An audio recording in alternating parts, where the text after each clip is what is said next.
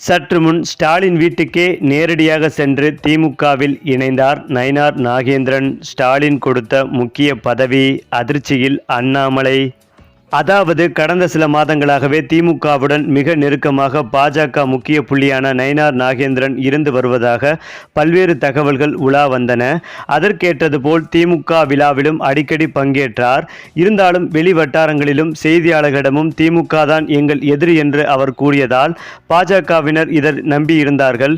இதற்கு முக்கிய காரணம் அவர் கடந்த ஒரு வருடத்திற்கு முன்பாகவே திமுகவிடம் ரகசிய பேச்சுவார்த்தை நடத்தி திமுகவில் இணைய முடிவெடுத்துள்ளதாகவும் ஒரு தகவல் சொல்லப்பட்டு வருகிறது.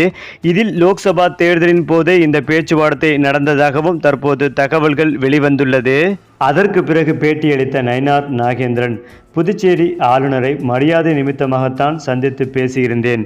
திமுக தான் எங்களுடைய எதிர்க்கட்சி என்றும் அதிமுக மாநில பொதுச் செயலாளர் எடப்பாடி பழனிசாமி தெரிவித்த கருத்து நல்ல கருத்துதான்.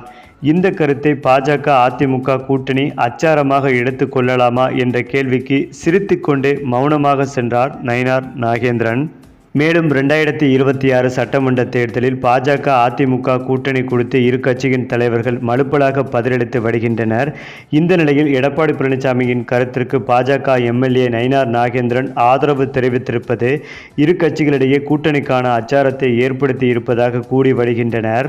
அதேபோல் கோவையில் செய்தியாளர்களை சந்தித்து பேசிய தமிழக பாஜக தலைவர் அண்ணாமலை, பாஜக தீண்டத்தகாத கட்சி, நோட்டா கட்சி, பாஜகவுடன் கூட்டணி அமைத்ததால் தேர்தலில் தோற்றோம் என கூறினார்கள். ஆனால் இன்று பாஜகவுடன் கூட்டணி வைக்க தவம் கிடைக்கிறார்கள். இந்த சூழ்நிலையை பாஜக தொண்டர்கள் ஏற்படுத்தியதற்கு நான் பெருமைப்படுகிறேன் என்றார் அண்ணாமலை. மேலும் இன்று பாஜக இல்லாமல் தமிழக அரசியலே இல்லை என்ற சூழ்நிலை உருவாகி உள்ளது. நான் எந்த கட்சியையும் எந்த தலைவரையும் சிறுமைப்படுத்தி பேசவில்லை. தேசிய ஜனநாயக கூட்டணியில் முதல்வர் வேட்பாளர் குறித்து பேச வேண்டிய நேரத்தில் பேசுவோம் என்றார் அண்ணாமலை. அதேபோல் சரியான நேரத்தில் கூட்டணி குறித்து பேசுவோம். பிரதமர் மோடி, அமித்ஷா, ஜே.பி. நட்டா ஆகியோர் கூட்டணி பற்றி பேசுவார்கள். தேசிய ஜனநாயக கூட்டணி பலமாக இருந்து வருகிறது. இந்த கூட்டணியில் உள்ளவர்கள் நம்மை நம்பி பயணம் செய்கின்றனர். இக்கட்டான சூழலில் வந்த டிடிவி தினகரனை எப்படி கலற்றிவிட முடியும்? தினகரனுக்கு பாஜக நன்றியுடன் இருக்கும். தேசிய கட்சி அரசியல் என்றால் நம்பிக்கை, கடைசி வரை இருப்போம் என்ற நம்பிக்கை. எந்த கூட்டணியும் பாதியிலேயே விட்டுவிட மாட்டோம் என்றார் அண்ணாமலை.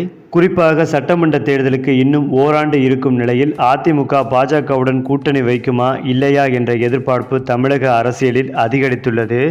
மேலும் பாஜகவுடன் இனி எப்போதும் கூட்டணி இல்லை என்று அதிமுக பொதுச் செயலாளர் எடப்பாடி பழனிசாமி கூறிவரும் அதே வேளையில் அதிமுக எங்களுக்கு எதிரி இல்லை என்று அண்ணாமலை கூறியிருப்பது விவாதத்தை ஏற்படுத்தி இருக்கிறது.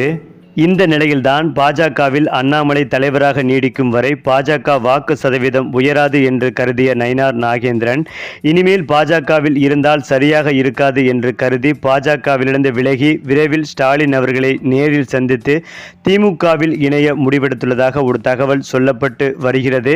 அப்படி நயினார் நாகேந்திரன் திமுகவில் இணைந்தால் ஸ்டாலின் முக்கிய பதவி கொடுப்பார் என்றும் எதிர்பார்க்கப்பட்டு வருகிறது. இந்த தகவல் பாஜக தலைவரான அண்ணாமலையை அதிர்ச்சி அடைய வைத்து வருகிறது.